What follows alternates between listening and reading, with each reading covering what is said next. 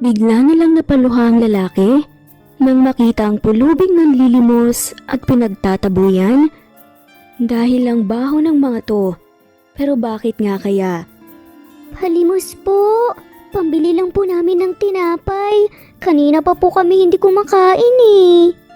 Napapatakip na lamang ng ilong ang mga napapadaan sa harap ng simbahan dahil sa hindi kaaya-ayang amoy ng 9 na taong kambal na namamalimos sa daan. Kaawa-awa sila kung titignan, ngunit hindi lahat ay handang tumulong o may magagawa upang matulungan sila. Naluha na nga lamang si Ada habang hawak ang kumakalam niyang tiyan.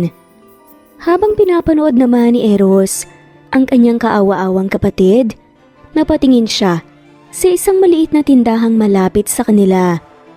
Dahan-dahang naglakad si Eros patungo sa tindahan, sabay hablot ng isang biskwit dahilan upang mapasigaw ang nagtitinda. Takbo, Ada!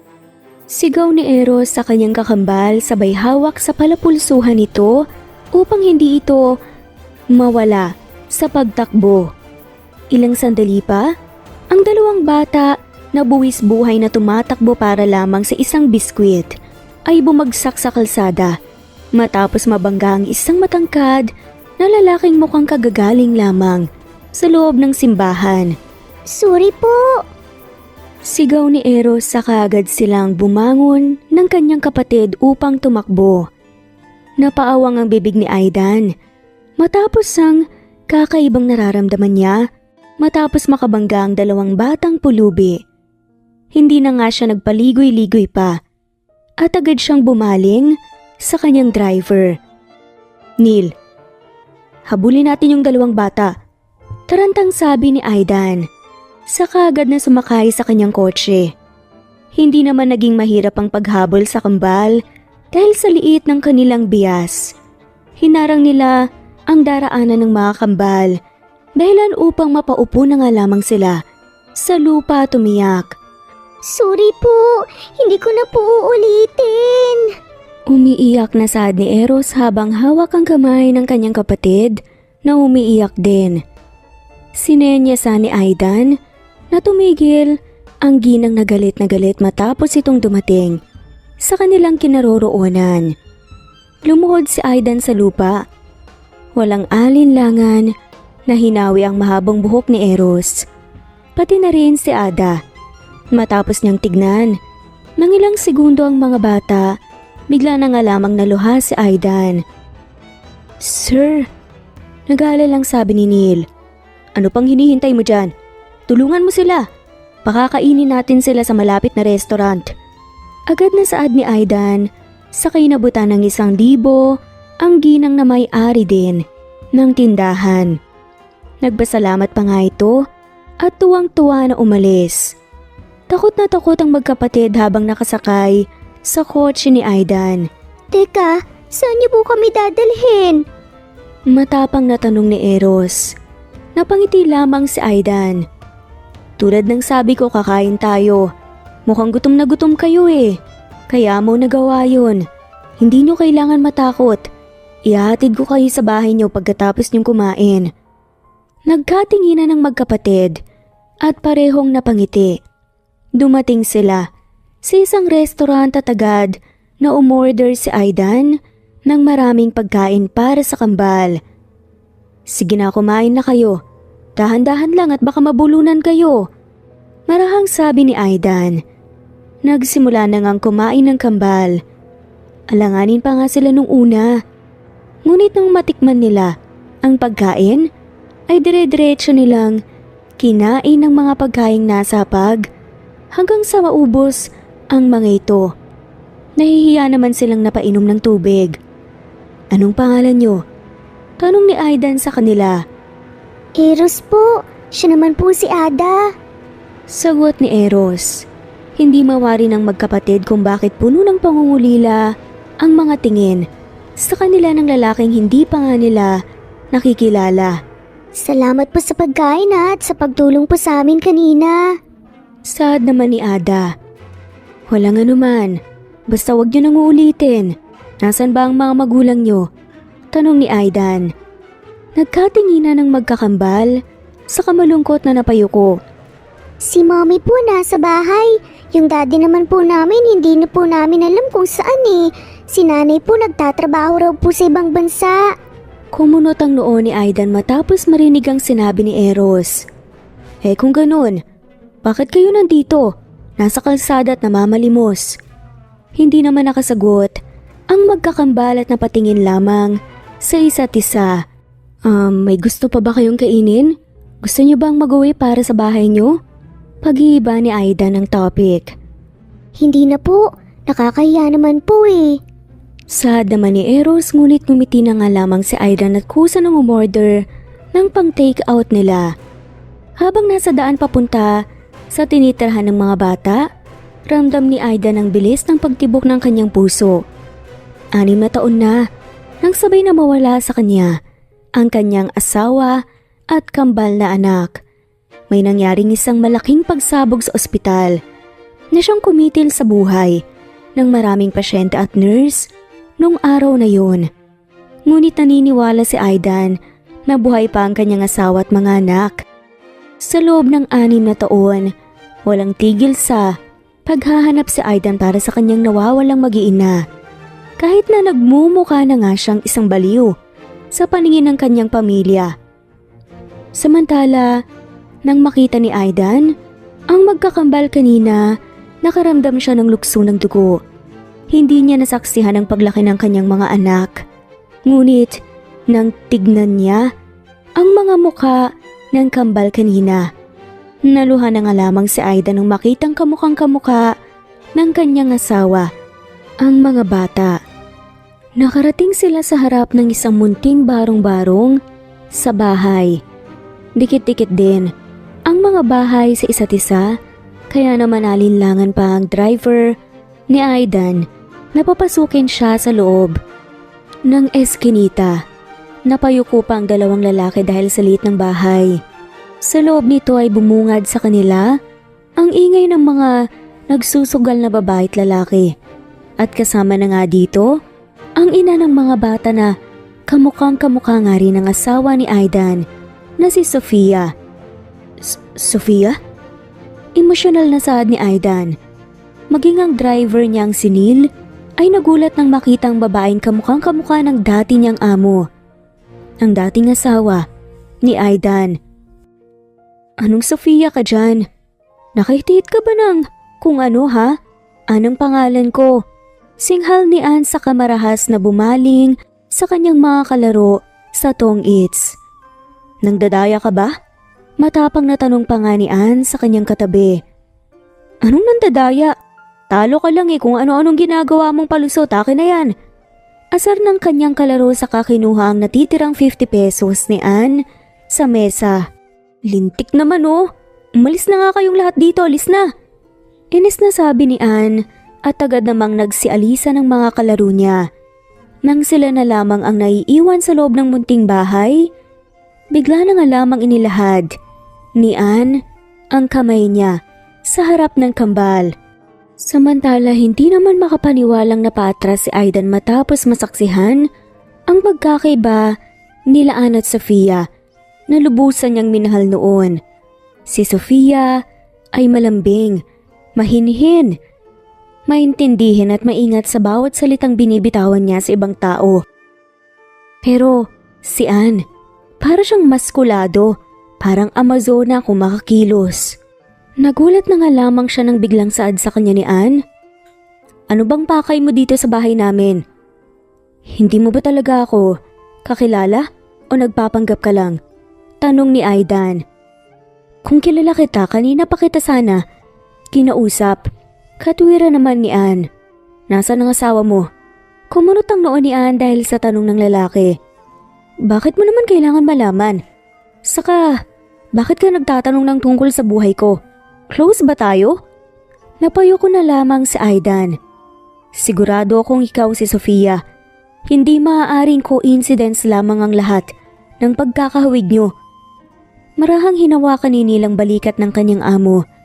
Nang lingunin siya ni Aidan, umiling si Neil na parang sinasabi nito na wala ng pag-asa pa. Napakuyom na nga lamang si Aidan sa kanyang kamao. Never mind. Hindi kagaya mong asawa ko. Sige, kunin ko na lang mga bata. Sa halagang 2 milyon. Mariing sabi ni Aidan sa kahinawakan ng kamay ng kambal na nasa harapan nila. Habang naglalakad sila paalis, panay naman ang pagiyak ng magkapatid. Hindi po namin pwedeng iwan si Mommy. Umiiyak na sabi ni Eros. At bakit hindi? Nakita niyo namang baka pinagdidiskitahan lang kayo nun, di ba? May sakit po kasi si Mommy, may hika po siya eh. Hindi po siya pwedeng maiwan po mag-isa. Natigil naman si Aidan sa paglalakad dahil sa kanyang narinig. Dahil ang asawa niya, si Sofia ay may hika rin. Dahil sa kanyang bagong nalaman, mas lumapit lamang si Aidan sa konklusyong si Anne ay si Sofia. Iisang tao lamang si Anne at Sofia. Walang duda. Walang nagawa si Aidan kundi ang balikan si Anne at parasahan itong isama sa kanila. Kahit sa pilitan itong hinila ni Inil, nanonood lamang ang mga kapitbahay at mukhang walang pakialam. O ayan, andyan na ang sundo mo dahil sa mga ginagawa mo. Asar pa ng isang kapitbahay. Nang makalabas sila sa magulong eskinita at matagumpay nilang naipasok si Anne sa loob ng kotse, patuloy pa rin itong nagwawala at nagpupumiglas. Aray, lumayo ka sa akin! Sigaw ni Aidan nang bigla siyang kagatin ni Anne sa braso. Napabuntong hininga na nga lamang si Neil dahil mukhang wala na nga siyang ibang choice kundi patahimikin ang malahalimaw na babae nilang kasama. Binatukan niya si Anne sa batok nito at sakto at ilang sandali lamang bumagsak na nga si Anne at tuluyang nakatulog. Salamat Neil. Akala ko mamamatay na ako eh. Hinihingal na sabi nga ni Aidan sa kamarahang itinulak palayo si Anne. Nang makarating sila sa kanilang mansyon, nanlaki naman ang mga mata ng ina ni Aidan na si Rose matapos makita ang walang malay na si Anne na karga-karga ni Neil. Diyos ko, Sofia anak! Naluluha nga nitong sabi sa kahinawakan ng pisngi nang walang malay na si Anne. Ma, huwag niyo munang taasan ang expectations niyo. Alanganing paliwanag ni Aidan. Ha? Anong ibig mong sabihin anak? Si Sofia to, hindi ba? Diyos ko, sila ba ang mga apo ko? Naluluhang saad naman ni Rose sa nagmamadaling niyakap sina Eros at Ada. Agad namang inakyat ni Aidan si Anne sa isang bakanteng kwarto sa kanilang mansyon. Dali-dali nilang inupo ang dalaga sa isang matibay na upuan saka tinalian ang katawan nito. Aidan, ano ba itong ginagawa mo? Bakit mo tinatalian si Sofia? Nasisiraan ka na ba ng ulo? Tumigil ka nga sa ginagawa mo? Kusang lumapit si Rose kay Anne upang sana ay alisin ang pagkakatali sa kanya. Ngunit agad naman siyang pinigilan ni Aidan. Magtiwala ka sa akin ma, para ito sa kaligtasan nating lahat dito sa mansyon. Seryosong saad ni Aidan. Ano? Nalilitong tanong naman ni Rose. Ilang sandali pa dumilat nga si Anne at agad na napalinga sa paligid. Tahimik na pinanood lamang nila si Anne. Ngunit wala pang 1 minuto simula nang magising ito ay nagsimula na nga itong magwala na parang isang mabangis na hayop. Ay, Diyos ko! Gulat na sabi ni Rose habang tinitignan si Anne sa buong ginagawa nga nito. Nagpupumiglas ng buong lakas at tila handang sakta ng kung sino mang lalapit sa kanya. Buti na nga lamang talaga at nakabusal ang bibig nito at hindi nila naririnig ang masasamang salita na sinasabi nito. Anak, sinapian ba si Sofia? Tell me, at tatawagan ko agad si Father Roman. Tarantang sabi naman ni Rose sa kapilit na inalug-alug ang kanyang anak. Hindi ko rin alam ma. May sakit ba siya? Hindi naman nakasagot si Aidan at mukhang stress na nga rin ito. Kaya hindi na nga lamang nakasagot. Ma'am, tumawag na lang po kaya tayo ng psychiatrist. Sagot nga ni Neil at mas lalo namang nagwala si Anne. Hinayaan na nga lamang nila si Anne na magwala hanggang sa kumalma ito. Handa ka na bang makipag-usap sa akin? Dahil hindi kita pakakawalan dyan hanggat nagwawala ka. Saad ni Aidan. Labag man sa loob ni Ann, tumango na nga lamang siya.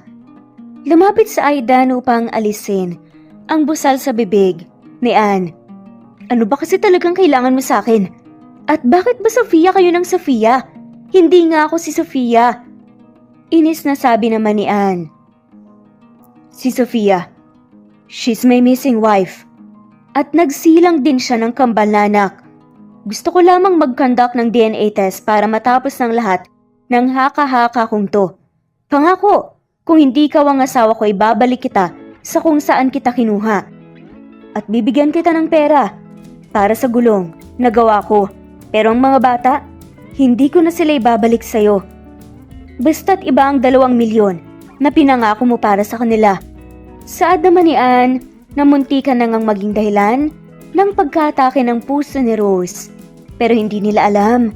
Ginagawa lang naman yun ni Ann para nga ma-secure ang future ng kambal. Oo na. Bibigyan din kita ng special treatment sa ospital ng kaibigan ko para mapagawant mo ang sarili mo. Dahil may hika ka ngayon, ayon sa mga bata. Lahat ng yun libre para lamang hindi na mag-alala pa ang mga inosenteng bata na sa isang katulad mo. Napabuntong hininga na nga lamang si Ann at mukhang walang pakialam sa sinabi ni Aidan. Sige, deal. Dito ba ako titira habang naghihintay ng resulta? Kasi pinahiya mo na ako sa mga kapitbahay namin eh. Siguradong pagpipiestahan nila ako kapag umuwi ako doon mamaya. Alanganing nagkatinginan sina Rose at Aidan sa isa't isa. Oo, pero may mga batas kami na kailangan mong sundin. Maring sabi nga ni Aidan. Kasama na doon ang hindi pananakit sa mga taong nakatira dito, lalo na sa mga anak mo. Tumango lamang si Ann. Okay, basta may makakain at matutulungan ako. Sagot nga niya. Pinakawalan na nga nila si Ann kahit na alanganin pa nga sila dahil baka bigla na nga lamang sila nitong sugurin. Sa sobrang takot nila, pinagbawalan nila si Ann na magtungo sa kusina at sa kwarto ng ibang tao maliban sa kwartong tinutulugan niya. Hindi doon nagtatapos ang mga rules na ginawa nila ngunit wala namang naging angal si Ann dahil tulad ng sabi nito, mahalaga lamang sa kanya ang kanyang tutulugan, kakainan at ang pangako ni Aidan na pera. Alam niyo kung ako ang nga talaga ang asawa ni Aidan. Hindi naman masama no? At least magiging importanteng tao ako dito sa mansyon. Diba, mother-in-law? Pili ang tanong pa nga ni Ann.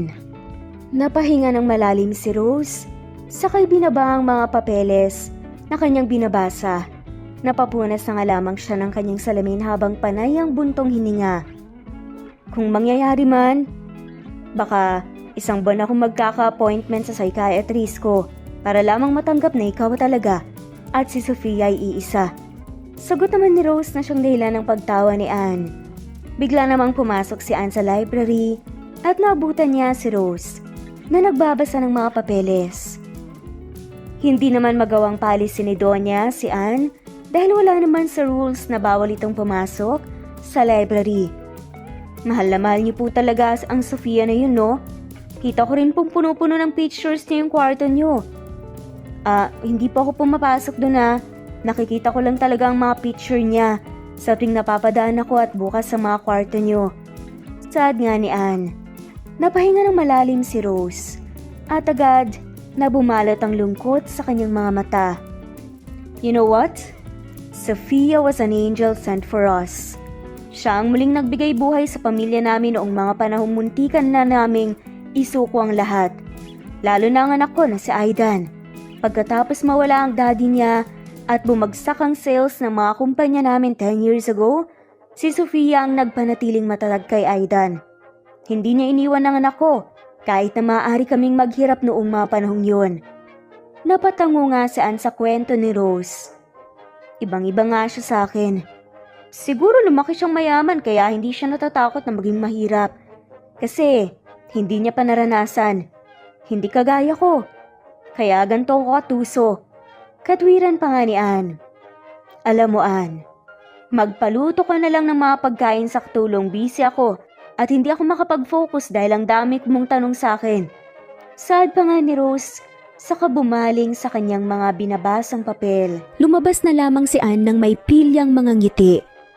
Nang makababa si Anne at makarating sa entrance ng mansyon, nakita niya mula sa hindi kalayuan ang kanyang mga anak na masayang naglalaro sa garden kasama ang mga katulong. Sa gazebo naman ay payapang umiinom ng kape si Aidan habang pinapanood din ng kambal. Ibang-iba na ang itsura ni na Eros at Ada ngayon dahil malinis na sila at presentableng tingnan. Aakalain mo nga ang lumaki sila dito sa mansyon. Isang linggo na rin silang nakatira dito sa mansyon. At sa katunayan, nababagot na si Anne dahil tila lahat ng tao ay umiiwas sa kaniya. Gayunpaman, mas gugustuhin niya rito sa mansyon dahil libre ang lahat at wala siyang kailangang gastusin kahit na piso. Maya-maya pa, nakita ni Anne ang isang gwardiya na papalapit kay Aidan. May inabot itong 2 sobre at agad namang napatayo si Aidan matapos matanggap ito. Maging si Anne ay siguradong iyon na ang resulta ng DNA test. Agad na napatakbo si Aidan.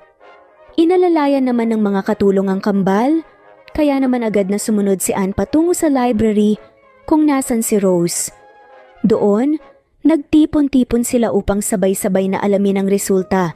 2 DNA result ang hawak ko ngayon. Itong isa para malaman natin kung sina Eros at Ada ay ang mga nawawala ko na mga anak. Pangalawa, ang resulta na magsasabi sa atin kung iisang tao nga ba talaga, sina Anne at Sofia. Unang kinuha ni Aidan ang resulta ng paternity test niya, pati ang kambal. Maingat niya itong binuksan at agad namang lumapit si Rose sa kanyang anak upang makibasa rin. Oh my God! Singhal ni Rose sa kaagad na napayakap kina Eros at Ada. Kayo nga ang mga apo ko! Masayang saad niya. Naluluhaman ay huminga ng malalim si Aidan upang buksan ang susunod na sobre. Napatitig pa nga siya kay Anne, ngunit tumiwas lamang ito ng tingin. Dahan-dahan niyang binuksan ang sobre, saka binasa ang resulta. Ngunit lumipas ang 1 minuto at tulala lamang silang lahat sa papel. Ano bang resulta? Ang tagal niyang magbasa. Naiinip na ako. Sad nga ni Anne. Napalunok ng laway si Aidan, saka napatingin kay Anne. Neil, pakitawagan ng psychiatrist ko, ngayon din. Utos nga ni Rose na hindi na nga makahinga pa ng maayos ngayon. Ano ba kasing resulta? Patingin nga. Hindi na nga nakatiis pa si Anne. Saka hinablot ang papel na hawak ni Aidan. Ilang segundo rin siyang natulala sa papel matapos mabasa ang resulta. Dahil nakasaad sa piraso ng papel na hawak niya na ang Sofia na pinakamamahal ng pamilya Santos. At siya ay iisang tao lamang. Napaawang na lamang ang bibig ni Anne. Paanong? Tanong ni Anne sa kaniyang sarili, sa kamalalim na nag-isip. Kailanman ay hindi niya naalalang nagtuos ang landas nila ni Aidan. Lumaki siya sa probinsya kasama ang kaniyang mga pabayang magulang na walang interes na pag-aralin siya. Pagkatapos ay lumuwas siya ng Maynila upang takasan ang kalbaryong buhay nila. Ngunit pareho lamang ang nangyari dahil nahirapan din siyang maghanap ng trabaho. Nakakilala siya ng isang lalaki at nagkaanak sila, ngunit wala na siyang contact dito simula nang mag-abroad ito. Sa sobrang lalim ng pag-iisip ni Anne, biglaan na lamang sumakit ang kanyang ulo at bumagsak sa malamig na sahig. Agad namang nataranta ang lahat ng kasama nila dahil sa nangyari. Nang magising si Anne, ay nakahiga na siya sa kaniyang kwartong tinutulugan sa mansyon. Natulala lamang siya sa siling at hindi pa rin masagot sa kaniyang isip ang misteryong nangyayari sa kaniyang buhay ngayon. Mommy, okay ka na po ba? Nag-aalalang tanong ni Ada, saka napahawak nga sa kamay ng kanyang ina. Nabigla naman si Anne. Sa ginawa ng bata at agad nga niyang hinila pabalik ang kanyang kamay. Okay na ako. Teka, bakit nandito kayo? Takang tanong nga niya kina Eros at Ada. Nag-aalala lang po kami sa'yo, Mommy. Sad nga ni Eros. Bumangon si Anne sa kamuling napalinga sa kanyang paligid. Sakto namang dumating ang isang doktor at agad siyang tinanong ng kung ano-ano. Pagkalabas ng doktor sa kwarto ni Anne, nagtungo naman ito sa library upang makausap sina Rose at Aidan. Samantalang palihim namang nakasunod si Anne upang makinig. Hindi ko lubos may paliwanag ang nangyari sa asawa mo, Sir Aidan. May mga alaala siya ng nakaraan niya at ayon sa kanya hindi naman siya nasangkot sa isang aksidente. Po, pero nagmatch po ang DNA nila Sofia at ni Anne. Nalilitong tanong pa ni Aidan. Napabuntong hininga na lamang ang doktor. Kailangan nating dalhin si Mrs. Santos sa klinik ko to conduct several tests. Tumango si Aidan habang malalim pa ring nag-iisip. Maraming salamat, Dok. Papunta po kami bukas sa dama ni Aidan. Agad namang naglakad si Anne pabalik sa kanyang kwarto. Maging siya ay walang maintindihan sa nangyayari. Teka, ako ba talaga si Sofia? Tanong niya sa kanyang sarili. Ilang sandali pa napasinghap na nga lamang siya nang bigla siyang bumangga sa isang bulto ng lalaki. Sofia? Hindi makapaniwalang tanong nito. Maging si Anne ay napawang ang bibig nang makita niya ang mukha ng lalaking nakabangga niya. Kamukhang kamukha ito ni Aidan. At nagkakaiba lamang sila dahil si Aidan ay may nunal sa gilid ng kanyang mata. Alan, you're finally home. Masayang saad ni Rose. Hindi kalayuan sa kanila.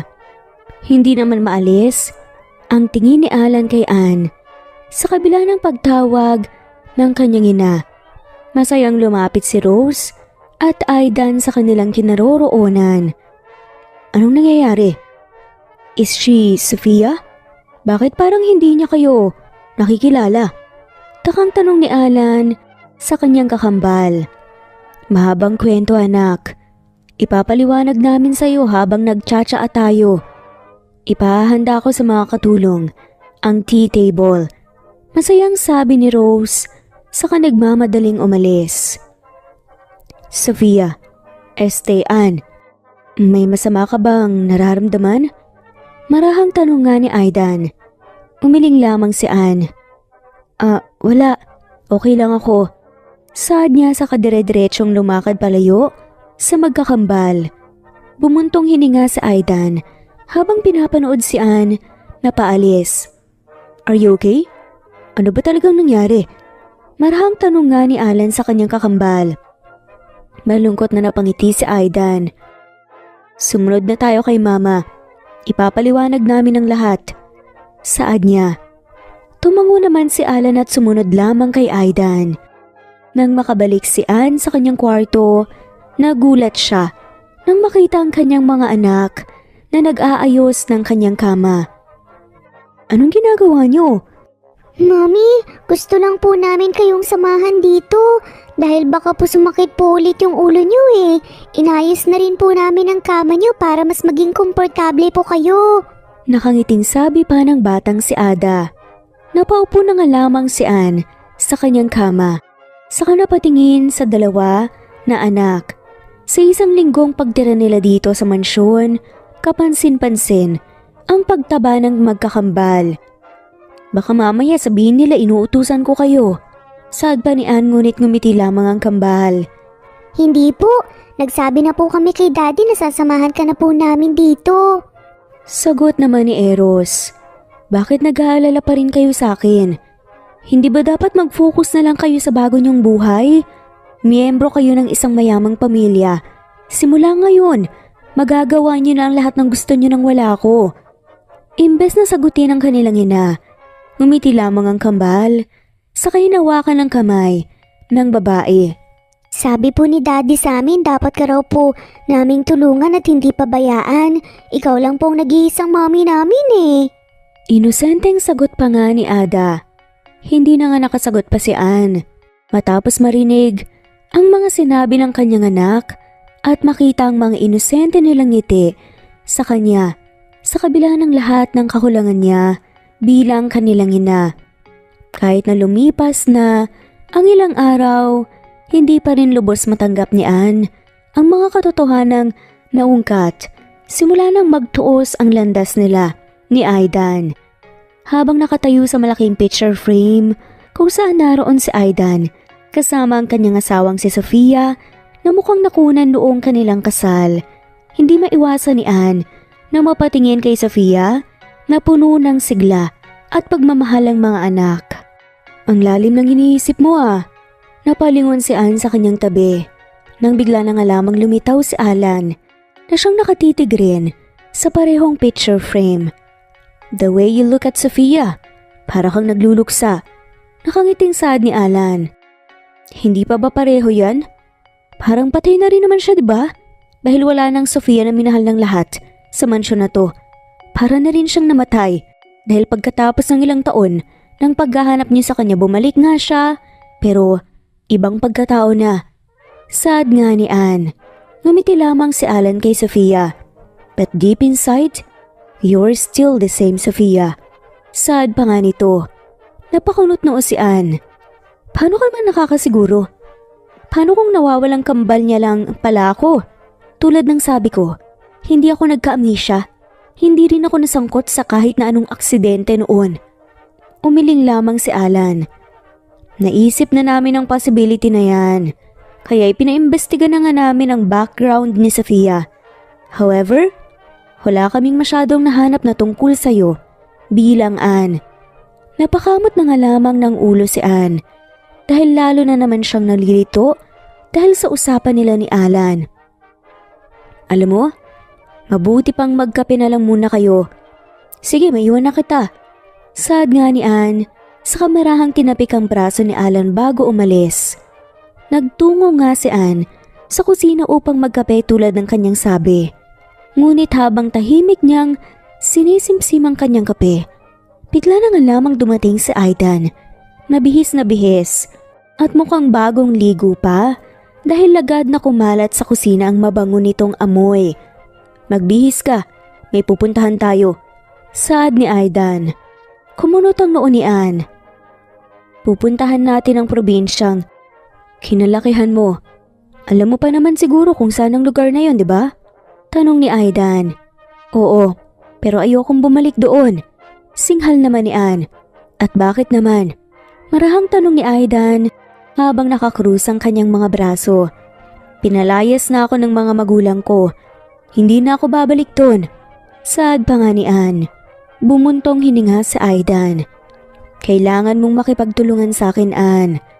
Ayaw mo bang malaman kung ano ba talaga ang sagot sa lahat ng mga katanungan natin tungkol sa katauhan niyo ni Sofia? Ilang segundong napaisip si Anne bago siya tumango. Sige, pero wag kang magrereklamo ah. Malayo yun. Sad na nga lamang ni Anne. Marahan namang natawa si Aidan. Bilisan mo na. Maghihintay ako sa kotse.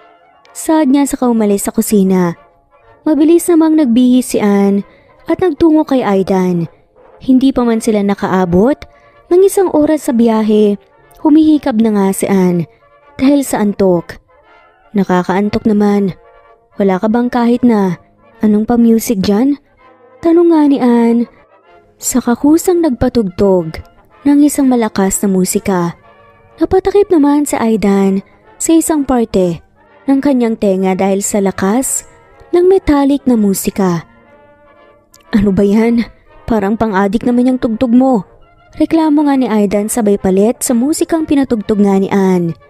Hindi naman agad nagpatalo ang dalaga dahil muli niyang ibinalik ang tugtog na Metallica. Anong pang-adik? Metallica ang tawag sa genre na yan. Katwiran pa nga ni Anne. Napabuntong hininga na nga lamang si Aidan at hindi na nakipagtalo pa. Hindi pa nga nakontento si Anne dahil sumabay pa ito sa pagkanta at dumagdag sa ingay na tila ba mas nang aasar pa. Pagkatapos naman ng ilan pang minuto, napalingon na lamang si Aidan kay Anne at nabigla nang makita siyang kaniyang kasama na nakatulog na pala. Napailing na lamang si Aidan at bahagyang natawa. Ilang beses niyang palihim na sinusulyapan si Anne upang pagmasdan ng maamo nitong mukha habang natutulog. Habang pinapanood niya si Anne, hindi niya maipagkakailang nakikita niya nga talaga ang katauhan ni Sofia kapag kalmado si Anne. Pagkatapos ng 2 oras, marahang tinapik ni Aidan si Anne upang gisingin ito. "Andito na tayo sa Sitio Barbara," saad ni Aidan. Agad namang napaayos si Anne ng kanyang sarili sa kanapalinga sa paligid. "Talaga?" tanong ni Anne saka alanganing napalingon sa kanilang paligid.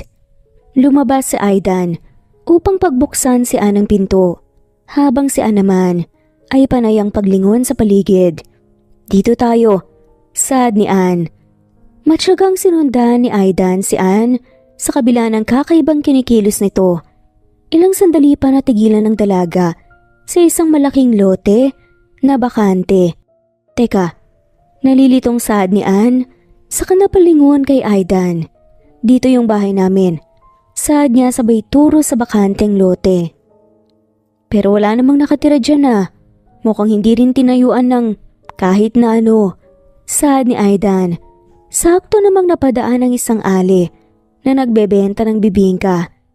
"Good morning ma'am at sir, bibingka po," masiglang niyang saad, sabay offer ng isang bibingka kay Aidan.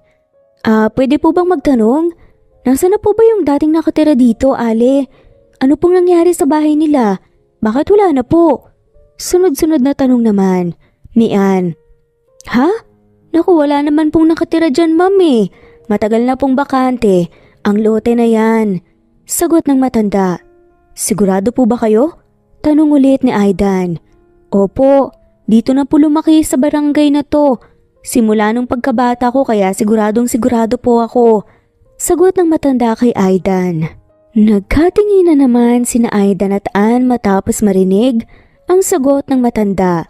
Pagkatapos bumili ng 2 bibingka, sinundan ni Aidan si Anne na ngayon ay mabilis na naglalakad at hindi mapakali. Ang buhay na kinalakihan niya, ang mga alaala noong pagkabata niya, maging ang lalaki umano na siya umano ang pinakasalan niya. Wala nang kasiguraduhan si Anne kung lahat ng kanyang naaalala ay totoo pa. Kasinungalingan lamang ba ang lahat?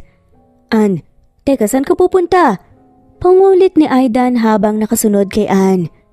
"Hindi ako pwedeng magkamali eh. Alam kong dyan ako nakatira nung bata ako." Inis na saad naman ni Anne. Saka napatigil sa paglalakad at napahawak sa kanyang ulo dahil sa biglaang pagsakit nito. "Anne!" singhal ni Aidan sa kagad na napatakbo sa kanyang kasama dahil sa biglang pagbagsak nito sa lupa.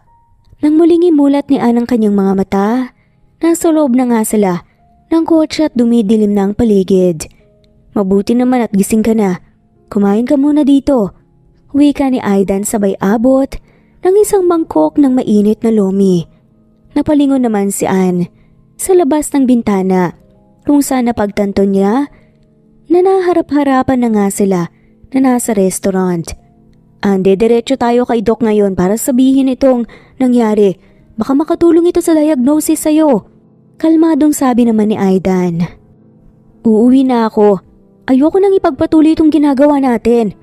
Walang buhay na saad ni Anne. Agad namang napuno ng pag-aalala si Aidan dahil sa sinabi ni Anne. "Anne, matutulungan ka ni Doc. I'm sure may rason sa likod ng lahat ng nangyayari ngayon. Babalik din sa dati ang lahat," marahang sabi ni Aidan. "Pwede bang manahimik ka muna? Ang kulit-kulit mo. Halos masiraan na ako ng bait dito.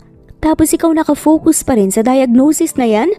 Alam mo, ako na mismo ang magsasabi sa'yo hindi ako ang asawa mo at sigurado ako doon. Sumuko ka na, okay? Walang sino man ang makaliligtas ng ganun kalaking pagsabog." Singhal pa nga ni Anne.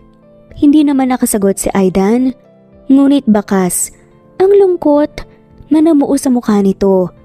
"Kumain ka na muna habang mainit pa," saad pa rin ng binata, sabay abot ng lomi.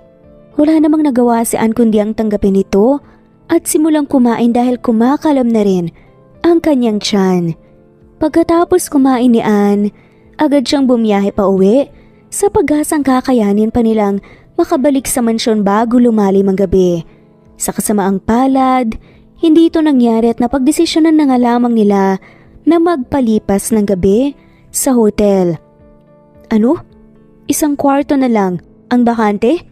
Hindi makapaniwalang tanong ni Anne. Saad naman sa front desk, I'm sorry po talaga ma'am. May artista po kasing magko-concert dito bukas kaya marami pong reservations ang hotel simula pa nung 1 linggo. Anne, kaya ko pa namang magmaneho. Umuwi na lang siguro tayo. Suwestyon ni Aidan. Napatingin naman si Anne sa kanyang kasama. Sa kabila ng determinasyon nitong magmaneho at labanan ng antok, nakaramdam naman si Anne ng awa dahil bakas ang pagod sa mukha ni Aidan. Sige, kukunin na namin yung natitirang kwarto. Saad naman ni Anne sa taong nasa front desk. Nang makarating sila sa kanilang kwarto agad na ibinagsak ni Anne ang kanyang sarili sa malambot na kama. Naupo naman si Aidan sa isang sofa habang malalim ang iniisip. Tumalikod na lamang si Anne at pilit ang sariling matulog.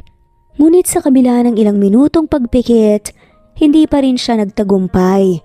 Nang palihim niyang lingunin, si Aidan, naabutan pa nga ni Anne na nakatingin ito sa litrato ng kanyang mahal na asawa.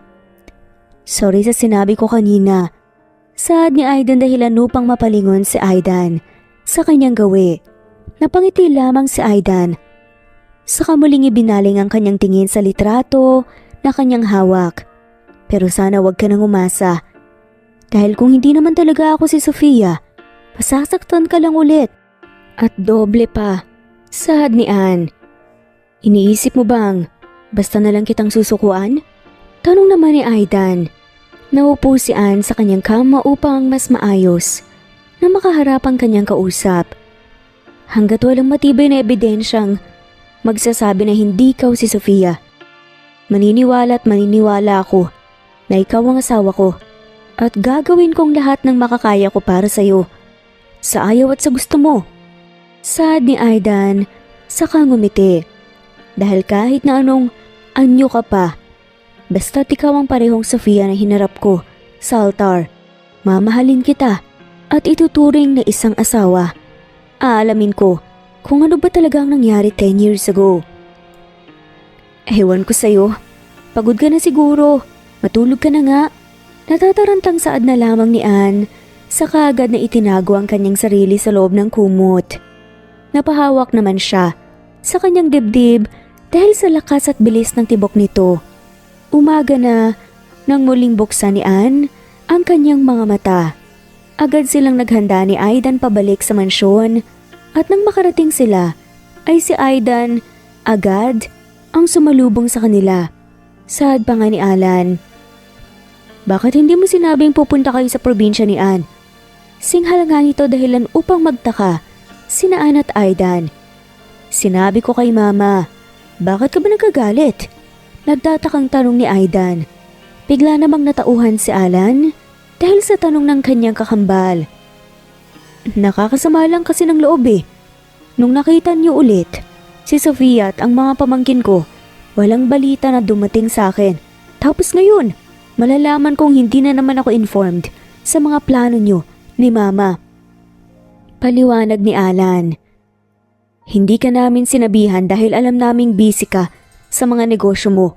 Palagi ka namang wala dito sa mansyon Kaya hindi ko maintindihan kung bakit sobrang agitated ka sa mga plano ko para kay Sofia o kay Anne. Hindi ko naman siguro kailangan sabihin ang lahat sa'yo, diba? This is a matter between me and my wife. Biglang hinawakan ni Aidan ang palapulsuhan ni Anne. Sa kamarahan siyang hinila papasok sa kanilang mansyon. Habang si Anne naman ay nanatili lamang na nalilito sa kanyang nasaksihan. Nang biglang, Mommy, Daddy! Masayang salubong nila Ada at Eros. Nakalalabas lamang sa kanilang mga kwarto. Agad nilang niyakap si Anne dahilan upang mabigla ito. Mommy, kamusta ka na po? Nakita niyo na po ba ang family mo? Nakangiting tanong pa nga ni Ada. Hindi. Naiilang niyang sagot. Mommy, magbe-bake po kami ng cupcake ngayon kasama si Lola. Sumama ka po, Mommy. Saad ni Eros. Mukhang pagod pa ang mommy niyo. Baka gusto niya munang magpahinga. Saad ni Aidan sabay ngiti sa kanyang mga anak. Hindi, sasama ako. Sandali, magbibihis lang ako. Alanganing saad naman ni Ann. Saka nagmamadaling pumunta sa kanyang kwarto. Malawak na napangiti sina Ada at Eros dahil sa kanilang narinig. Napalingon sila sa kanilang ama at maging si Aidan ay natuwa dahil mukhang sinusubukan na ni Ann na buksan ang kanyang puso para kina Ada at Eros. Mommy, ang galing mo po palang mag-bake. Manghang saad pa ni Ada matapos makita ang mga cupcakes na gawa ni Ann. Hindi ko nga rin alam kung bakit eh. Mukhang magaling nga ako dito. Natatawang sabi ni Ann. Mommy, aalis ka po ba dito kung hindi po talaga ikaw ang mommy namin? Pero mommy, ayaw po namin na umalis ka eh. Paano kung bigla ka pong hikain? Magkasunod na saad pa nila Ada at Eros. Napailing na nga lamang si Ann. Alam nyo, hindi ako karapat-dapat sa pagmamahal na binibigay nyo sa akin. Naging masama ako sa inyo at pinagsamantalahan ko lang kayo noon. Mas mabuti pang hilingin nyo na hindi ako ang ina nyo. Mommy, ikaw po ang mommy namin. Sabi po sa amin ni Lola ang lahat po ng nangyayari sa buhay natin ay may dahilan. Saad pa nga ni Ada. Napaiwas na nga lamang ng tingin si Ana dahil hindi niya napigilan na maluha. Pilit niya itong tinatago sa kanyang mga anak at mabuti naman dahil hindi nila ito napansin. Pagkatapos nilang mag-bake, dinala nila ang mga cupcakes sa garden kung saan naroon sina Aidan, Alan at Rose. Sa payapang pag-iinom nga nila ng tsaa, kasama ng mga ito ang doktor ni Ann. Ano hong ibig mong sabihin na natabunan ang mga totoo niyang alaala? Rinig ni Ann na tanong ni Rose. Sa daman ng doktor, may mga abduction cases kasi noon kung saan napapalitan ng mga suspect ang alaala ng isang tao. Maaring sa pagpapainom ng gamot o kaya naman hipnotismo. Nung una, hindi ko na-consider ang case na yan dahil madalang lang naman na mangyari at isa yung krimen. But after hearing what happened, ito lamang ang naiisip kong kasagutan na nangyari kay Ann o Sofia ngayon. Saad nga ng doktor, sabay lingon kay Ann. Napatingin si Aidan kay Ann. Kung ganoon, may sala rin nga sa nangyaring pagsabog 10 years ago? At may tao ring nasa likod ng nangyari sa asawa ko ngayon? Tanong nga ni Aidan. Tumango naman ang doktor. Ano naman ang magiging motibo niya? Bakit niya ipapahamak ang buhay ni Sofia at ng mga bata kung bubuhayin niya lamang pala sila? Tanong naman ni Alan. Sagot naman ni Aidan. It's simple. Gusto ng taong yun na isipin kong patay na ang asawa at mga anak ko. May ginawa rin sila kay Sofia para magkaroon siya ng mga pekeng alaala at makalimutan niya ang tayong lahat. Maaring ang taong yun ay may lihim na obsession kay Sofia. Saad ni Aidan. Diyos ko, sana naman. Hindi totoo to. Sino naman kaya ang may halang na bitukang makakayang gawin yan? Hindi makapaniwalang tanong naman ni Rose, ang ina nila. May iniinom akong gamot. Saad ni Ann dahilan upang agad nang papalingon ang lahat sa kanya. May retired nurse kaming kasama sa bahay noon. Yun ang pinapainom niya para sa hika ko.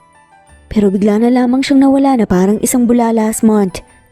Marami siyang utang, kaya naisip kong baka nahuli na siya o napano. Pero patuloy ko pa rin iniinom ang gamot na yun. Pwede niyo bang i-check, Doc?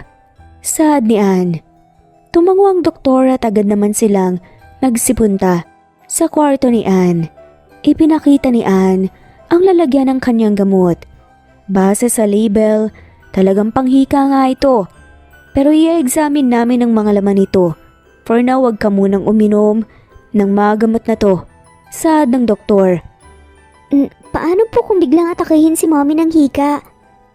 Tanong naman ng batang si Ada. Sagot naman ni Aidan. Aalagaan ko siya at sisiguraduhin kong hindi mangyayari yan, Aida. Marahang sabi nga ni Aidan, Tumango naman ang kanyang mga anak, saka napayakap kay Ann. Nang makalis na ang doktor, naiwan namang magkasama sina Aidan at Ann.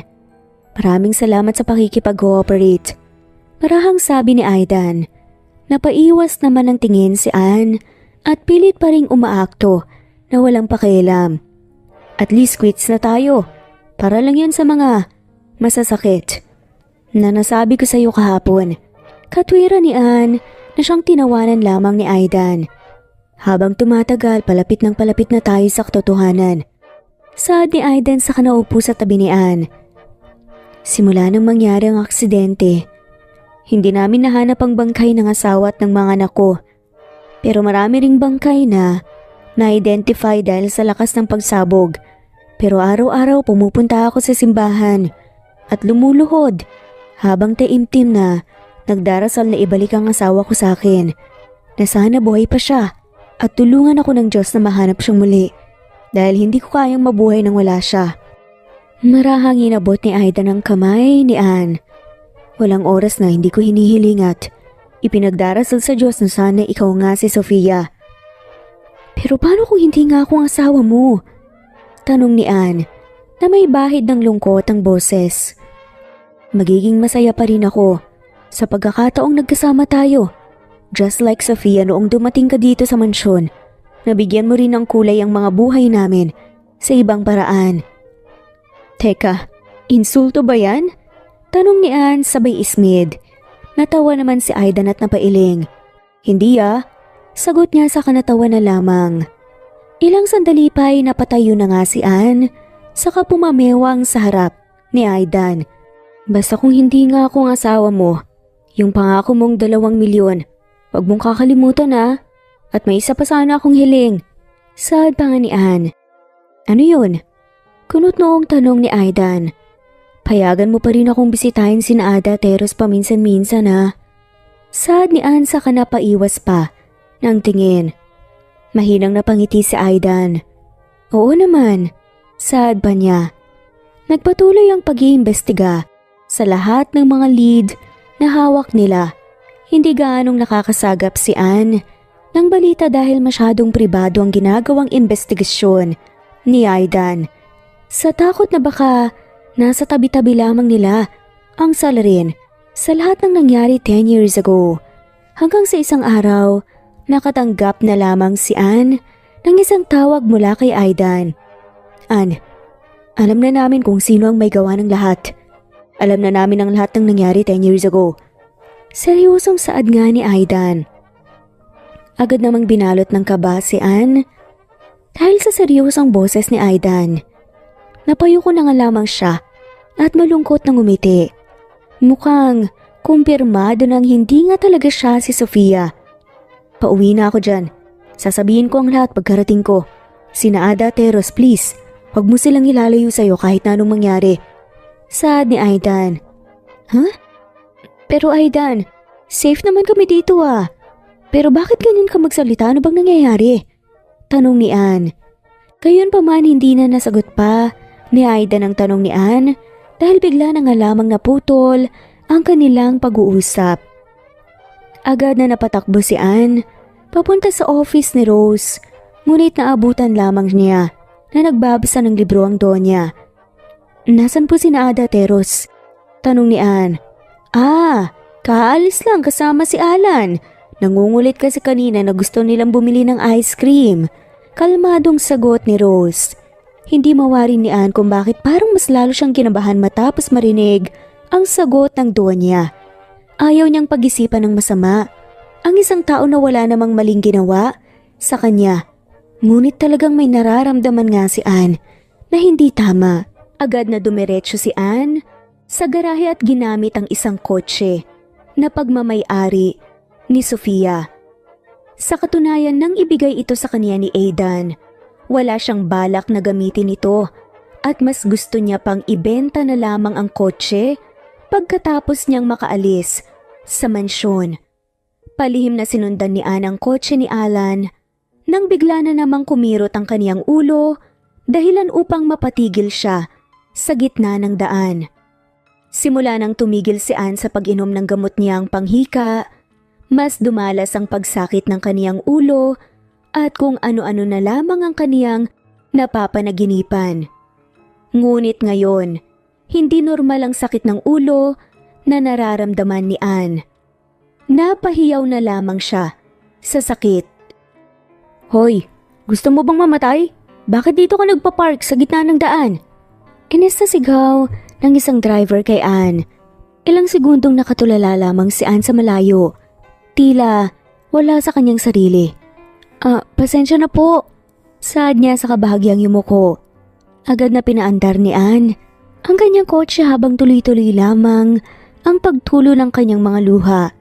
Ada, Eros, lumuluha niyang saad habang patuloy na nagmamaneho. Matagumpay pa ring nasundan ni Anne si Alan sa isang abandonadong building. Nakita niyang may kasama itong dalawang armadong lalaki na kargaang walang malay na mga bata. Napatakip na nga lamang si Anne ng kanyang bibig nang dumating naman ang isa pang kotse kung saan inilabas ng mga armadong lalaki si Aidan na nakagapos at bugbog sarado. Dire-diretso silang umakyat hanggang sa makarating sila sa rooftop. Itinulak ni Alan si Aidan papunta sa pinakadulo at napasinghap na nga lamang si Anne at napatakip na nga lamang ng kanyang bibig. Anne? Hindi makapaniwalang tanong ni Alan. Agad namang kinaladkad ng mga armadong lalaki si Anne. Bitawan mo nga ako! Nasasaktan ako! Singhal ni Anne. Bitawan niyo si Anne. Galit na singhal nga ni Alan sa kanyang mga tauhan. Ang sabi ko dalhin sa harap, hindi kalad ka rin.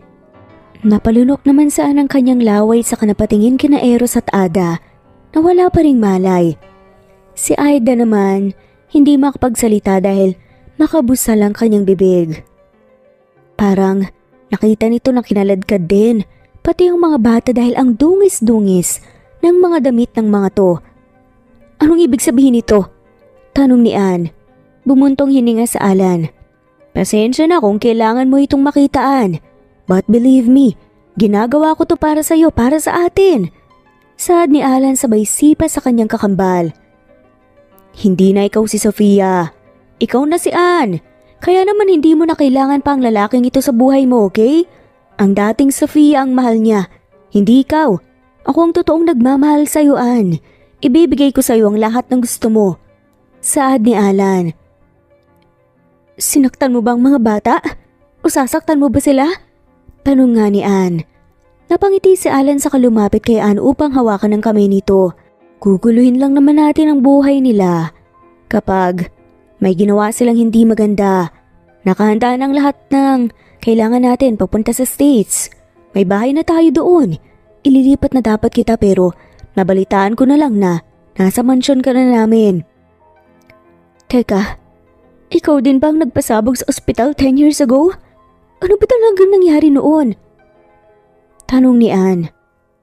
Wala nang nagawa pa si Aidan, kundi ang maiyak na lamang ang pilit na gumapang patungo sa kanyang mga anak na walang kamalay-malay sa kanilang kahihinatnan ngayong gabi. Matagal na akong may gusto sa'yo. Mga bata pa lamang tayo na talaga ang magkasama, di ba? Pero nung aamin na sana ako sa'yo, masaya mong inamin sa akin na matagal na kayong may relasyon ng kakambal ko at magpapakasal na kayo. Malakas na natawa ng sarcastic si Alan. Bakit siya? Magkamukha naman kami ah. Pareho kami ng kursong tinapos ng trabahong tinahak at ako ang naging matalik mong kaibigan. Pero bakit siya pa? Yun ang lagi kong tanong sa sarili ko habang pinapanood kang papalapit sa altar nung araw ng kasal nyo. Sabi ko matatanggap ko rin ang lahat kapag lumayo ako. Pero hanggang sa ibang bansa, hindi ako nilubayan ng lahat ng mga katanungang yun. Kaya naisip kong, pwede namang gumawa ng paraan para maging akin ka, diba? Sad nga ni Alan. Napalunok na nga lamang si Anne ng laway dahil sa halo-halong emosyon ni Alan. Ngayon, umiiyak ito, ngunit tumatawa rin ito na parang nasisiraan ng ulo. Pero ang hayop na nurse na yun, hindi ko alam na pati ang mga bata niligtas niya. Napakadali na lang ng inutos ko talagang sumablay pa. Sad pa nga ni Alan. Kung ganun, hindi nga gamot, panghikang gamot na binibigay niya sa akin? Ikaw din ba ang may pakana sa biglaan kong pagkawala? Tanong nga ni Ann. Ann, hindi na mahalaga yon. Ang mahalaga wala nang pipigil pa sa atin ngayon. Ginawa ko lang ang lahat ng yon dahil mahal na mahal kita. Bibigyan kita ng marangyang buhay, ng mas masayang buhay. Magkakaroon tayo ng sarili nating mga anak. Hindi ba't masama sa'yo yun? Kaysa ang tiisin nitong sa Aidan? Hindi ka mamahalin ni Aidan sa kung sino ka ngayon. Ako lang ang magmamahal sa'yo kahit na maging sino ka pa. Desperadong sabi ni Alan. Pero kung tutol ka rin, mas mabuti pang isama na kita sa pagdidispatcha sa kanila. Sad nga ni Alan na parang isang demonyo. Biglang humigpit ang hinawakan ni Alan si Ann sa braso dahilan upang mapangiwi siya sa sakit. Sandali, nasasaktan ako. Sad ni Ann. Nagpumiglas naman si Aidan dahil sa ginagawa ni Alan, ngunit marahas lamang siyang sinipa ng tauhan ng kanyang kapatid. Sige, sasama ako sa iyo. Sigaw ni Ann, dahilan upang matulala na nga lamang si Aidan. Natigil naman si Alan sa kanyang ginagawa. Talaga? Sigurado ka? Masayang tanong nga ni Alan. Oo, wala naman akong pakailan kung anong mangyari sa kanila eh. Totoo bang mabubuhay ako ng marangya at hindi ko na kailangan magtrabaho buong buhay ko? Tanong ni Ann. Oo naman, hindi ako papayag na magkaroon ka ng kahit na isang galos sa kamay. Mamumuhay ka na parang isang reyna. Napangiti si Ann. Pero paano sila? Tanong ni Ann, sabay baling sa gawin ng kambal niyang mga anak at ni Aidan. Ako nang bahala. Sisiguraduhin kung walang makakaalam sa totoong nangyari sa kanila. Sad ni Alan. Huminga ng malalim si Ann nang biglang alisin ni Alan ang busal sa bibig ni Aidan. Wala itong sinabi, ngunit tuloy-tuloy lamang ang pagtulo ng kanyang mga luha. Maraming salamat sa pagtrato sa akin ng maayos. Pero hanggang dito na lang tayo, Aidan. Tama si Alan. Tanggapin mo nang hindi na ako ang dating Sofia na minahal mo. Sad ni Ann. Panay naman ang paglingalinga ni Ann sa kanyang paligid. Napansin din ni Aidan ang panginginig ng tuhod ni Ann. Ilang sandali pa, sunod-sunod na putok ang umalingaw-ngaw sa atensyon nila. Itaas niyo ang mga kamay niyo. Singhal ng mga pulis na nakapaligid na sa kanila. Agad na nagapoy sa galit si Alan. Sakay narap si Ann. Ikaw ang nagpatawag sa kanila? Niloko mo ako. Sinabi mo lang ba ang lahat ng yun para madistract ako? Singhal ni Alan sabay agad. Nahawak sa leg ni Ann at tutok nga sa ulo nito. Sige, gumalaw kayo at pasasabugin ko ang ulo ng babaeng to. Banta ni Alan. Napapigit na lamang si Ann. Sa katuluyang naiyak na lamang. Nilingon niya sa Aidan. Natakot sa kinauupuan nito dahil napakalapit lamang nila Alan at Ann sa dulo ng rooftop. Mahal na mahal ko kayo ng mga anak natin. Sad ni Ann. Sabay mabilis na umatras dahilan upang mahulog sila ni Alan sa rooftop. Sofia! Malakas na sigaw ni Aidan sa nagsimulang magpalitan ang mga armadong lalaki at ang mga pulis. Wala namang nagawa sa Aidan kundi ang protektahan ng kanyang mga anak sa kabila ng kanyang nasaksihan. Matapos mahuli ang lahat ng tauhan ni Alan, tulalang bumaba sa Aidan sa building kasamang mga pulis. Sir, uminom po muna kayo ng tubig. Saad ng isang pulis ngunit hindi man lamang siya nilingon ni Aidan. Tulala lamang ito sa kawalan at naglalakad lamang na parang wala sa sarili habang karga ng mga pulis na Ada at Eros. Ilang sandali pa nang makarating sila sa pinakamababang floor, natigil si Aidan sa paglalakad matapos makita si Ann na nakatayo at nakaabang sa kanila sa entrance ng building. Naiyak na nga lamang si Aidan dahil sa pag-aakalang multo nga ang kanyang nakikita. Ngunit mabilis na tumakbo si Ann papunta sa kanya at mahigpit siyang niyakap. Sofia? Pero paano? Nakita kong nangyari kanina. Takang tanong nga ni Aidan. Ngumiti si Sofia. Buti na lang talaga at may mga rescue team na nakaabang dito sa baba. Nasalo nila kami gamit yun. Saad ni Sofia sabay turo sa napakalaking inflatable na tinatanggalan na ng hangin ngayon. Napaluhod si Aidan. Sa sahig matapos marinig ang sinabi ng kanyang asawa. Tila isa siyang bata na muling nakauwi matapos maligaw. Walang nagawa si Aidan kundi ang umiyak sa bisig ng kanyang asawa na akala niya'y tuluyan na ngang mawawala sa kanya. Matapos maalalayan ng kanilang pamilya, agad na dinala ng mga pulis si Alan patungo sa presinto habang ang mga bata ay diniretso sa ospital dahil nakalanghap pumanaw sila ng malakas na kemikal na pampatulog. Sa parehong ospital ay dinala rin si Aidan upang gamutin ang kanyang mga sugat. Nahuli ako ng mga tauhan ni Alan kanina. Totoo bang bumalik na ang mga alaala mo? Saad ni Aidan. Tumango si Sofia. Hindi ko pa lubos matanggap ang lahat. Kung sana naalala ko kaagad ang lahat, baka hindi pa humantong sa ganito ang sitwasyon natin. Umling sa Aidan, sakay nabot ang kamay ng kanyang asawa. Wala kang kasalanan sa lahat ng nangyari. Pakana ni Alan ang lahat at biktima lang tayo. Na-brainwash ka. Nakalimutan mo kung sino ka talaga at muntikan pang mapahamak dahil sa kanya. Pero ang mga anak natin, Aidan, nahirapan sila. Nadudurog ako sa tuwing naalala ko kung naging paanong klaseng ina ako sa kanila. Kahit na wala ako sa sarili ko noon, hindi ko pa rin makasikmura ang lahat. Niyakap na lamang ni Aidan ang kanyang asawa. Matatapos na ang lahat ng yon simula ngayon. Magsisimula tayo ulit at bubuo ng mas masayang mga alaala. Saad ni Alan bago muling niyakap si Sofia. Pagkatapos ng gabing yun, agad na inayos ni Aidan ang mga pangyayari. Tuluyang nakulong si Alan sa patong-patong na kasalanang nagawa nito habang patuloy namang bumibisita si Sofia sa kanyang doktor upang masiguradong wala nang magiging side effects ang mga gamot na 10 taon niya ring ininom nang walang kaalam-alam sa tunay nitong epekto. Bumalik si Sofia at Aidan kasama ang kanilang mga anak na sina Ada at Eros sa kanilang dating payapang buhay. Ma, bakit ang dami mong bubblegum na nabili? Marahang tanong ni Sofia kay Rose habang nag-aayos sila ng groceries sa kusina. Napakamot si Rose sa kanyang ulo at natawa na lamang. Nako, mukhang nasanay ako dahil ito ang laging pinapabili mo. I mean, ni Ann noon.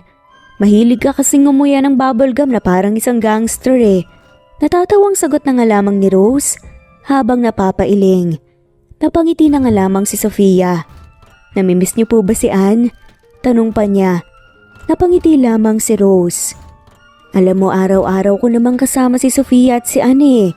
Tignan mo yung suot mong tsinelas. Hindi ka nang susuot ng ganyan noon pero si Ann paborito ang Spartan na tsinelas na yan. Saad nga ni Rose. Sabay turo sa Spartan na tsinelas na suot ni Sofia. Saka narinig kitang pinagagalitan sa Aidan kagabi dahil sa sobrang pagtatrabaho. Alam mo bang, hindi ka ganun magsalita noon kapag naiinis ka sa asawa mo. Ngayon, mas natatakot na si Aidan. Nagalitin ka. Pabirong dagdag pa ni Rose. Napakamot na nga lamang si Sofia sa kanyang ulo dahil mukhang na-adapt na nga rin niya ang mga characteristics na nakasanayan niya bilang si Ann sa loob ng 10 taon at mukhang parte na nga rin ito ng kanyang pagkatao. Mami Lola! Agad na umaliwalas ang mga muka ni na Rose at Sofia matapos marinig sina Eros at Ada. Nakararating lamang galing sa school. Kasunod naman nila, si Aida na siyang sumundo sa kanilang mga anak galing sa trabaho. Nako, hapon na pero masigla pa rin tong mga apo ko. Nakakamiss naman. Wika nga ni Rose. Lola, excited lang po kaming ipakita itong certificate ni Eros po sa inyo. Nanalo po siya sa science quiz bee kanina eh. Masayang sabi ni Aida. Napawang na nga lamang ang bibig ni Sofia matapos marinig ang sinabi ng kanyang mga anak. Wow naman Eros, Ang bait-bait mo na nga, ang talino mo pa, payakap nga anak. Saad ni Sofia yakap ang kanyang anak. Naku, tamang-tama. Katatapos lang naming mag-grocery, magluto tayo ng masasarap na ulam para mag-celebrate. Parang trip kong magluto ng kare-kare tsaka bistek ngayon eh. Saad ni Rose, saka excited na pumunta sa kusina. Magbihis na muna kayo sa taas, tapos magmerienda tayo pagkababa nyo. Marahang sabi ni Sofia sa kanyang mga anak. Nagsitakbuhan naman ang magkakambal papunta sa kanilang kwarto kasama ang katulong na nag-aasikaso sa kanila habang si Sofia naman lumapit kay Aidan. Mukhang pagod ka, magbihis ka na rin. Saad niya sa ngumiti. Bumuntong hininga sa Aidan sa kaniyakap na nga lamang si Sofia. Ang dami lang nangyari sa opisina. Plus, pinuntahan ko si kuya sa kulungan kanina. Sagot ng bata. Napalingon naman si Sofia kay Aidan matapos marinig ang mga sinabi nito. Ilang beses na nga nitong sinubukan na bisitahin si Alan. Ngunit pare-pareho lamang ang nagiging resulta dahil ayaw nitong magpakita kay Aidan. Saad pa nga nito, nag-aalala lang talaga ako sa kanya. Pero mukhang ayaw niya pa rin talaga akong makita dahil tumanggi na namang tumanggap ng bisita. Sagot ni Aidan. Malungkot na ngumiti lamang si Sofia. Huwag kang mag-alala. Darating din ang araw na makakaya na nating harapin ang isa't isa. Baka sa ngayon, hindi pa talaga handa si Alan. Alam mo, magbihis ka na para naman makapagpahinga ka na ng maayos. Magtitimpla ako ng kape. Saad ni Sofia sa ngumiti. Tumango naman si Aidan at dumiretso na sa kanilang kwarto. Napatingin naman si Sofia sa bagong picture frame na nasa kanilang dingding na ngayon. Sa picture frame na iyon ay naroon si Sofia, Aidan, Ada, Eros at si Rose. Napangiti na lamang si Sofia habang muling naaalala ang lahat ng pinagdaanan nila bago nila muling nakamit ang kanilang kapayapaan. Ilang sandali pa, naunlot ang pagiging tulala ni Sofia sa picture frame nang lumabas na ang kaniyang mga anak. Pati na si Aidan sa kanilang mga kwarto. Agad na napalitan ng ngiti ang mga lungkot na namumuo sa kaniyang mga mata. Nagkaroon sila ng isang masayang salo-salo noong gabing iyon. Kinabukasan, sama-sama silang nagtungo sa simbahan upang manalangin. Mommy, Daddy, nakikinig po ba talaga si Lord sa atin? Napapaisip lang po kasi ako, ang dami pong tao na nagdarasal kanina, maririnig niya po ba lahat? Hindi po ba siya napapagod? Inosenteng tanong ni Ada nang makalabas sila matapos ang misa. Napangiti lamang si Aidan sa kalumuhod upang makapantay ang kanyang anak. Nakikinig ang Diyos. Sa lahat ng dasal natin, Ada, hindi siya napapagod lalo na sa mga taong may malakas na pananampalataya sa Kanya. Paliwanag ni Aidan. Kung ganun po, palagi pong hihilingin ko po kay Lord na maging safe po kayo palagi ni Mommy at hindi po kayo magkasakit. Sagot naman ni Eros. Napangiti na lamang si Sofia at Aidan sa isa't isa matapos marinig ang mga sinabi ng kanilang kambal na anak. Napatingin naman si Aidan sa paligid.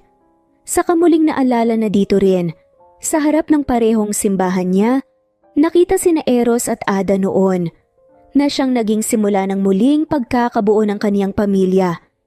Sinong gustong kumain ng ice cream? Masiglang tanong ni Aidan sa kanyang mga anak.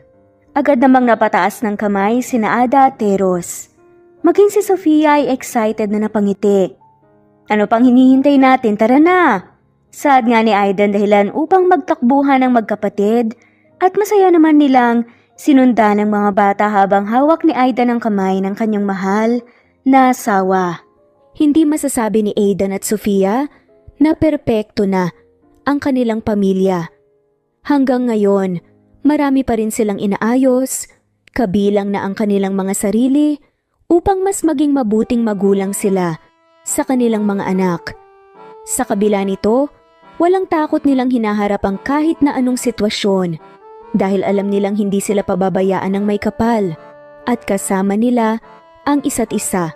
Mary Rose Carillo Jesusa, Enday Samante, Enday Lebra, Yolanda Tejida, Honey Villasenor, Tessie, Marichan, Ann Mariano, Wilma Guzman, Gabrielio, Liu, Maria Rica Natividad, Nelani Juan, Anita Hernando, Teresita Arevalo, Raquel Magno, Carmencita Falcon, Flordet, Nat Greenfax, Luz Templo Nuevo, Teresita Schmid, Flor Cabrera, Virginia Salazar, Luz Templo Nuevo, Leia, Madeline Tagle, Wilma Villafuerte, Isaac Ablon, Menchita de Belen, Federico, Mercy Edrosolo, Fe, Adam San Machas, Quinciano Ebas, Eli Ramirez Elizabeth Quilas, Harem Ruhi, Julius Edna Romero, Charlie Angelina Samia Emma Gadiano, Rosemary Vasquez, Lisa, Estelita Mahia, Elvi Cantontol, Corazon Danke of University of Eastern Philippines University, Teresita, Neil Bacolor, Evangeline Zamora, Charlie Jane Clemente, Susan Upaga, Susan Rodrigo, Fred Deliza de Guzman, Juby Hernandez, Helen Murillo, Edarlina Fahil, Rosie, Juliet Caday, Kuya Atok, Betty Losnong, Crescen, Susana, Tessie Rumbawa, Lovina Galang, Aida Jurado, Emily Kinlog, Mirna Hamero, Liz Berito, Gabrielio, Juan Spotify, Imelda Fortes of Calamba City, Larry Malapaya, Dens, Remy's Life Official, Ellie Evangelist Anderson, Choi, Ri, Jasmine Baya, Jerowina Aquino, Emeguba, Marilyn Babula, Shane Villarmino, Beth Sardina, Gabriel, Nino Regidor, Mel Abrogar, Rosemary Vasquez at shoutout na rin po sa lahat ng mga walang sawang sumusubaybay. Maraming salamat po. Veronica Briseño, Violeta Murillo, Teresita, Teresa Bulie, Christine Flores, Nesbeth Anaban, Flor Salvalion, Kuwait, Raquel Labay, Kuya Atok, Lani Pardillo, Eva Violeta, Presbyteros Rose, Amy Regalado, Teresita, Pres Cavilla Havana, Precious, Lilian Naubebe, Eli Evangelista Anderson, Marziel Arcilias, Rosemary Palaganas, Rose Martinito, Ding, Liege, Alexa Gomez, Jomira Bueno, Amy Fenovares, Irma Emma, Lali, Emralino, Tortillas Gaming, Matea Estrera, Annalie Flor, Rosemary Tinito, Rosemary Palaganas, Excelsis Tagala, Emily Kinlog, Rosemary, Penning Escal, Neri Cabangon, Lucia Baldo, Rosemary Vasquez, Londono Villas, Faye, Rosemary, Angelo, Vicky Adlaon, Mercy Villantes, Rezeline Unday, Allen, Ace, Nino Regidor, Jeyo Cadtec, Escapades, Matilda, Irma Valerio, Agustina Aniceto, Cecilia Alvior, Naitan Canada, Lily Roda Barcial, Eli Ramirez, Doris Day Pangan, Lynn Lee of Macau, Reyes, Rebecca Tezuka, Noel Macero, Rizalina Credo, Mitchie Karch, Romel Carion, Juliet Panlilio, Lynn, Merlilyn Zenny Marion, Wenoni Anya Lucas from Bacolod City, Merlina Aparata, Annalyn Nantes, Flordet, Lorena Utod, Faye, Anita Hernando, Rochan Rodriguez, at shoutout na rin po sa lahat ng mga walang sawang sumusubaybay. Maraming salamat po.